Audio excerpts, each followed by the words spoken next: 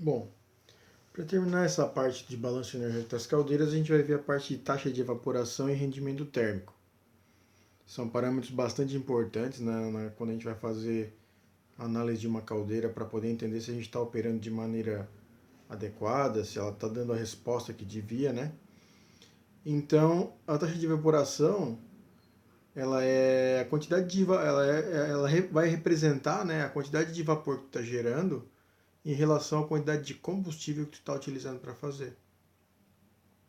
Então, a taxa de evaporação MV, que ele considera ali, vai ser a razão entre a minha taxa de vapor que está saindo do meu sistema, aquele vapor que eu vou utilizar, não é o vapor para soprador de fuligem, não é o vapor para nebulização, é o vapor útil, aquele que eu realmente aproveito para, por exemplo, mandar por uma turbina, né?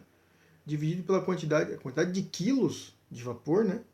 Dividido pela quantidade de combustível que eu precisei para aquela quantidade de vapor. Então isso vai me dar uma ideia de quanto que custa o meu vapor, né? E por isso que é muito importante a taxa de evaporação do meu sistema. E a partir do rendimento térmico, ele vai representar a fração da energia que é aproveitada para ser feito vapor, né?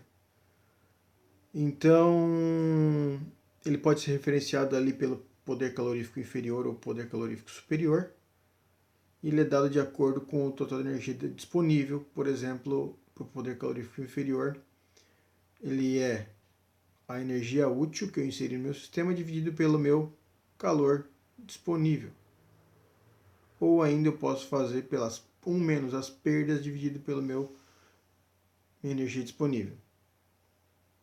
Então ele vai estar literalmente calculando o quanto, qual o percentual, né, que eu estou aproveitando do meu disponível em relação ao meu objetivo, que é o útil.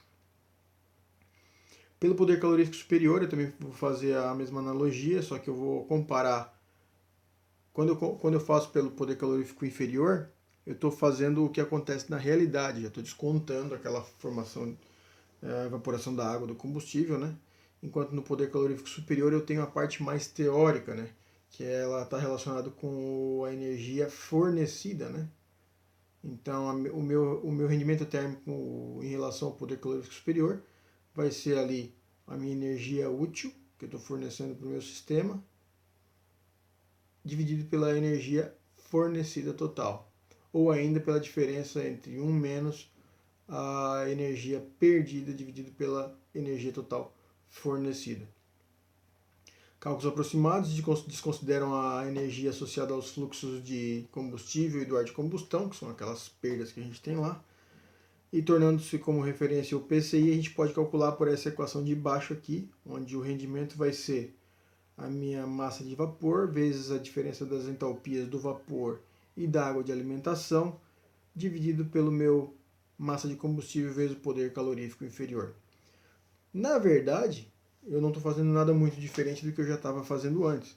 Só que eu boto no termo de cima o relativo ao meu objetivo, que é o meu vapor, quanto vapor eu gerei, quanto de entalpia eu tive que mover para poder que isso acontecesse. E embaixo eu estou botando meu combustível e multiplicando pela quantidade de energia que ele vai disponibilizar.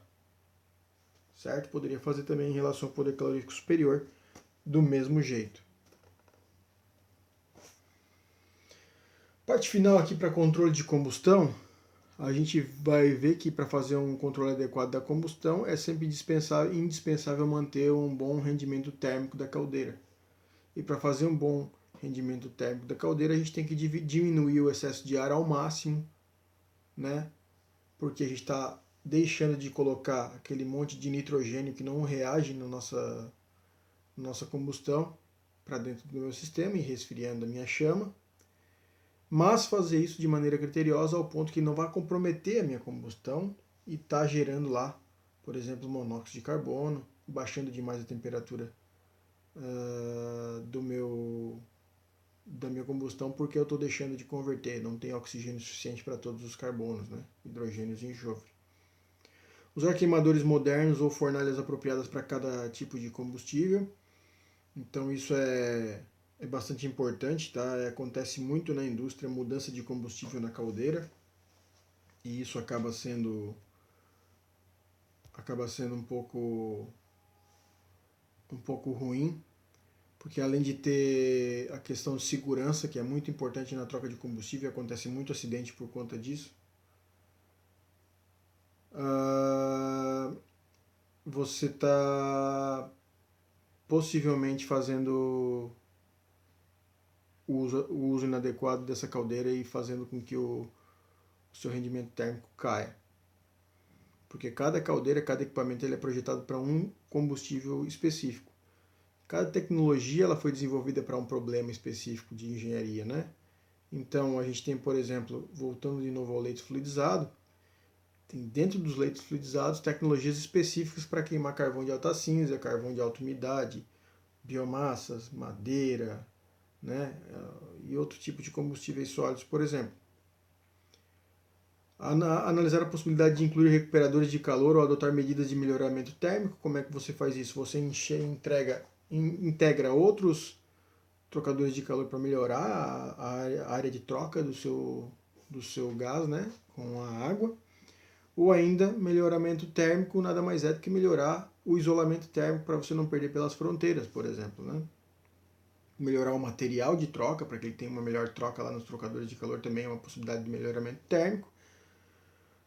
Tratamento térmico da água de alimentação é indispensável para manter a taxa de concentração de sólidos na água dentro dos limites aceitáveis. A gente vai ver na parte de tratamento de água que tem uma série de critérios, tá? Principalmente para caldeiras de grande porte, que tem que ser adequados para minimizar a formação das incrustações, por exemplo, e também a formação de crescimento biológico. Evitar a formação de incrustações no interior dos tubos, né? Essas incrustações vão reduzir o rendimento por conta da diminuição da troca térmica, causar superaquecimento localizado devido a acidentes e acidentes devido à ruptura de tubos. Pode eventualmente acontecer, né? Para minimizar as perdas de calor em caldeiras, então pode-se adotar seguintes medidas como conclusão. Queimar adequadamente o combustível com o mínimo de excesso de ar necessário, né? Não negligenciar. Esse mínimo de excesso de ar ele tem que ser cuidadosamente controlado. Operar a níveis compatíveis com a carga do equipamento, né? Não trabalhar o equipamento nem subdimensionar nem superdimensionar um equipamento. Usar água tratada para evitar a formação de depósitos ou incrustações no interior dos tubos, que vão causar problemas. Instrumentar e manter pessoal treinado para levantar dados e detectar alterações de funcionamento normal do equipamento. Isso é muito importante, tá? Um bom operador, ele vai dar um feedback adequado para poder fazer alterações tanto da operação quanto do melhoramento de uma caldeira, por exemplo. Então, pessoal, para a parte de balanço térmico, era isso que a gente tinha e a gente se vê logo.